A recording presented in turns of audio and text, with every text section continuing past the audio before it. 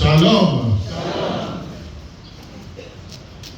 Aujourd'hui, je voudrais que nous méditions sur ce que j'appelle le leadership par l'humilité. Le leadership par l'humilité.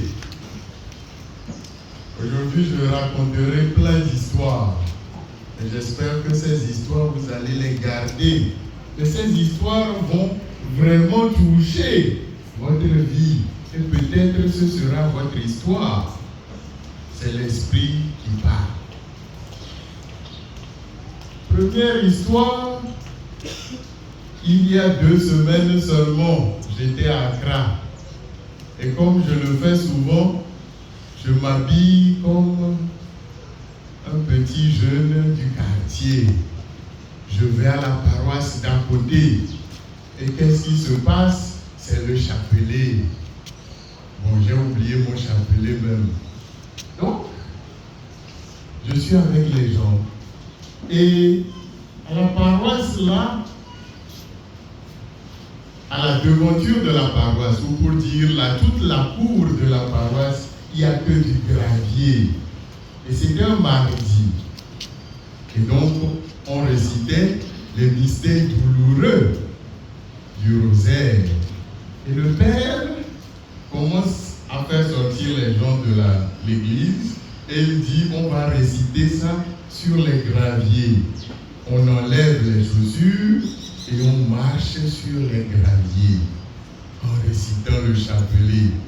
Je ne vous fais pas dire la douleur dans les pieds. Et moi, je suis jeune un peu, j'ai supporté, mais j'ai vu plus de 5 mamans abandonnées pour dire la souffrance de ces moments-là.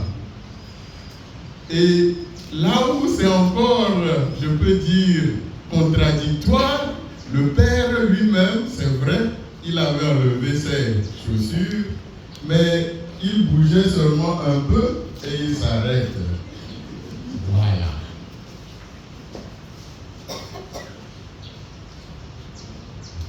Pourquoi il est difficile pour nous, les hommes, nous, les femmes, de vivre l'humilité? Pourquoi il est difficile pour nous de vivre l'humilité? Deuxième histoire, l'histoire d'un prêtre pas trop loin de ce diocèse qui croyait qu'il allait devenir évêque. Il y avait vacances dans l'évêché. Et qu'est-ce qui s'est passé? Ce père-là, déjà longtemps avant, 1 mois avant, ou plus de 2 mois avant, il avait déjà acheté les ornements épiscopaux. Il ne savait pas que c'est lui qu'on allait choisir, mais c'est simplement, il voulait trop devenir évêque. Il achète l'anneau chez les sœurs, il achète, comment ils appellent ça, la crosse épiscopale, il achète la mitre, et souvent dans sa chambre, il porte, il se mire, il est content. Oh, ouais, il montre, bon, personne n'est là, mais il montre la bague, il dit, ouais, mon Seigneur, ouais, c'est ça, mon Seigneur. Il était très populaire envers ses pères, puisqu'il était un doyen. La plupart des autres pères, prêtres, le considéraient. Il avait un peu d'argent et il faisait ce qu'on appelle la corruption avec les autres prêtres. Et quand le nom est venu, bon, parmi ceux de sa génération, c'est lui qu'on voyait comme devenir évêque. Mais malheureusement, sur sa paroisse, puisqu'il était curé de paroisse, il piétinait et usait de son pouvoir, abusait de son pouvoir contre le séminariste, le vicaire qui était là. Et malheureusement pour lui, le nonce demanda l'évaluation à ces gens-là d'abord. Et c'est fini. Il ne soit évêque. Imaginez tous ces anneaux, ces mitres et tout cela. Aujourd'hui, dans les lectures, le Christ nous critique. Pas seulement nous les prêtres, religieux, religieuses, mais nous tous, à une position ou d'une autre, nous sommes des leaders. Dès que tu as des amis déjà, et tu leur dis, oh, aujourd'hui, là, allons manger votre coin, tu es déjà un leader. Parce que tu influences par ton avis. Dès que tu es dans une famille, tu peux dire à ta femme, aujourd'hui, là, nous allons sortir, et elle te suit, tu es déjà ce qu'on appelle un leader. Et c'est à toi que je te parle. Je parle au couple, que ce soit la femme, que ce soit l'homme. Je parle aux prêtres que nous sommes, aux évêques qui m'écoutent. Je parle à nous tous, religieux, religieuses. Le paraître, c'est celui du monde. Le monde nous apprend cela. Et nous avons grandi avec cela. Qu'on porte à Oublaya ou pas, nous sommes dedans. Pire même à l'intérieur. J'ai même vu, troisième histoire, un prêtre, je ne veux pas appeler son nom, mais ce prêtre-là, vieux qu'il était, simplement dans la salle à manger, si un étranger vient et par erreur touche sa chaise et s'assoit sur cette chaise, il va sortir tous les mots, toutes les insultes qu'il a déjà, qu'il connaît. Vous voyez comment on est accroché à nos petits royaumes, très accrochés. Et la femme et l'homme, nous sommes tous pareils. Tout est pareil. Qu'est-ce qui se passe? Pourquoi notre ego est si grand? Et Malachie, dans la première lecture, fustige tout ce qui se passe dans le peuple de Dieu. Il dit, mais vous, les Lévites, vous avez fait une alliance avec Dieu. Et dans cette alliance, vous avez dit que vous allez respecter la loi, les commandements du Seigneur. Et les commandements du Seigneur te disent, ne piétine pas la veuve, l'orphelin et les autres. Tout ça, vous connaissez, on connaît tout ça. Mais où est-ce que nous les mettons?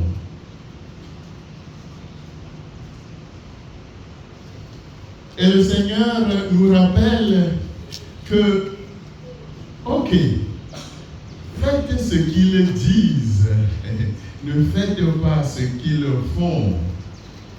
C'est vrai, et je l'ai déjà dit, c'est nous les prêtres, nous les chrétiens, nous les religieuses, nous les religieux, c'est nous qui décourageons les gens d'être chrétiens. C'est nous qui poussons les gens à être païens. C'est nous qui poussons les autres dans le monde à laisser ce qu'on appelle le Christ, la messe, les sacrements. C'est nous d'abord. C'est pas les autres.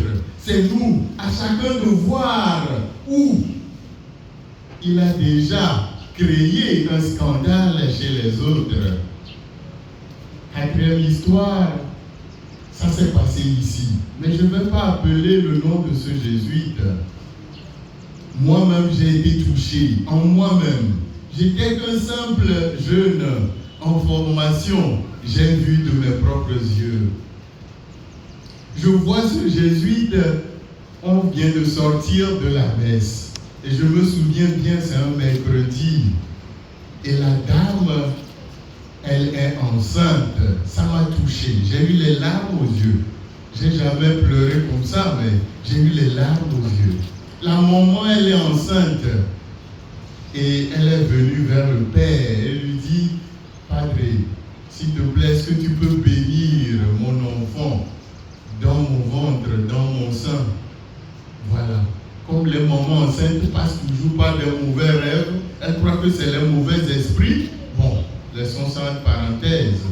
Et donc, elle demande la bénédiction. La bénédiction vient de Dieu, pas de toi, le jésuite, ni toi, le prêtre.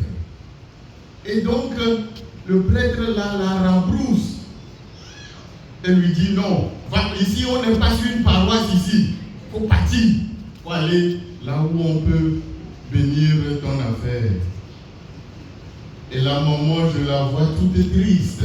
Si j'étais prêtre, j'allais faire ce qu'il faut faire. Mais je la vois toute triste et elle part. 4 jours après, c'est-à-dire, ça c'est mercredi, samedi, j'étais encore là. Et voilà nos voisins, les militaires. Un des militaires arrive, gradé, je précise, gradé.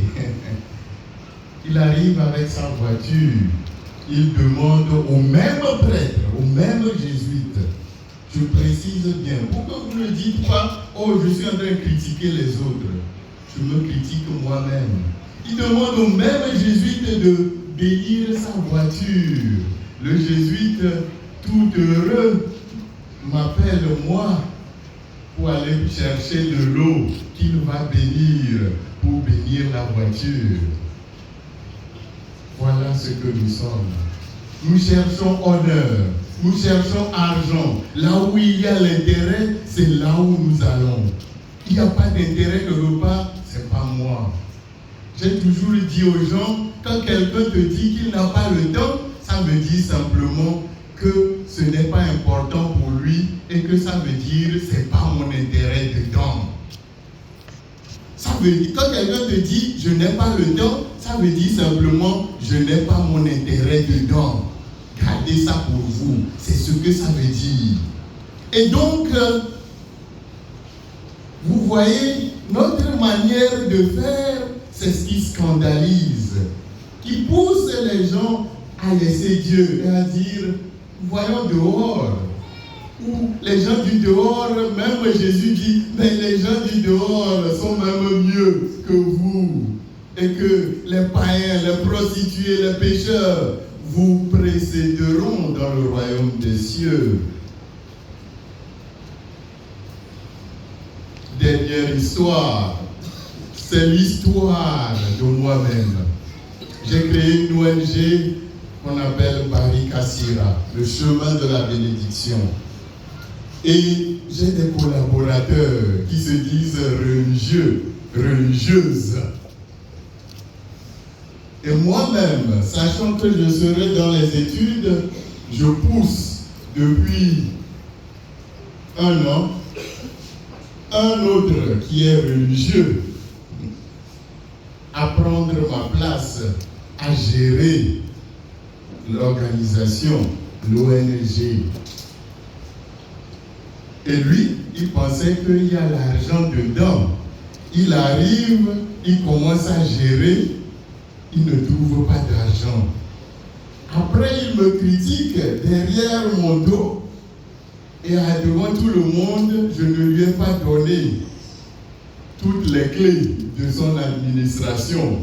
Je lui ai caché telle personne, je lui ai caché tel juriste, telle personne.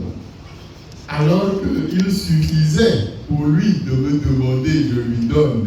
Et pour ne pas dire, je lui ai donné tout. C'est simplement qu'il n'avait pas compris que dans cette ONG que je suis en train de créer, j'ai laissé ma sueur et mon sang. Voilà. Donc je veux finir par cette histoire et conclure. Conclure ceci. Saint Ignace parle de ce qu'on appelle les 3 types d'humilité. Les 3 types d'humilité, 3. Mais nous n'arrivons même pas au premier. Le premier type d'humilité, Saint Ignace dit que nous cherchons à être humbles, de telle sorte que nous ne travestissons pas les commandements de Dieu. C'est-à-dire, en cherchant à être humbles, nous ne piétinons pas les commandements de Dieu. En étant humbles, nous aimons les autres. En étant humbles, nous faisons ce que nous pouvons faire. Premier type d'humilité. Deuxième type d'humilité, encore plus difficile. il met ce qu'on appelle l'indifférence dedans. Saint Ignace dit que quand tu es humble, ne cherche pas plus les honneurs que le déshonneur, la richesse que la pauvreté. Ne cherche pas plus la gloire que la honte. C'est-à-dire, quand l'honneur vient, tu prends. Quand le déshonneur vient, tu acceptes. Tu acceptes cela, tu ne changes pas grand-chose. Et tu ne désires pas à être compris qu'à ne pas être compris. Ce qui vient, même si on ment sur toi dehors, accepte-le. C'est ce que Saint Ignace dit. Le deuxième type. Le troisième type que ni vous ni moi ne pouvons atteindre, c'est ceci. Il dit tout simplement que nous cherchions l'humilité de telle sorte que nous désirions plus les hontes, plus l'opprobre, plus le déshonneur que tout. Et il précise tout cela, de désirer cela, la honte, l'opprobre, le dénuement, comme le Christ lui-même qui a subi honte. Tout ce que vous savez, souffrance sur la croix, de désirer être comme le Christ. Le Christ n'a pas dit « Oh, je ne veux pas la honte de la croix. Je ne veux pas la honte d'être nu devant les gens, d'être frappé, flagellé et tout ce qui va avec. » Voilà. Voilà la pointe de ce que je veux dire. Tout simplement, nous cherchons. Quand nous cherchons à être humbles, il ne s'agit pas de la fausse humilité, ni de nos orgueils, mais il s'agit simplement de suivre ce Dieu-là. À la fin, c'est l'image de Dieu qui doit être en face de nous chaque fois que nous devons changer notre manière d'être humble. L'image de ce Dieu que dit les Colossiens. Les Colossiens disent le Christ Jésus, Dieu qu'il était, prenant la condition de serviteur, il s'abaissa. Il s'abaissa et il devient. Il prend la condition, d'autres traductions parlent de condition d'esclave. Et il s'abaissa, devenant obéissant jusqu'à la mort et la mort sur la croix. Que le Seigneur t'accorde cette grâce, à moi et à toi, que nos actes, nos opérations, nos intentions et nos actions deviennent humbles, qu'à partir de l'humilité, nous apprenons à être des Jésus pour nos couples, des Jésus pour notre monde, des Jésus pour le Togo. Amen.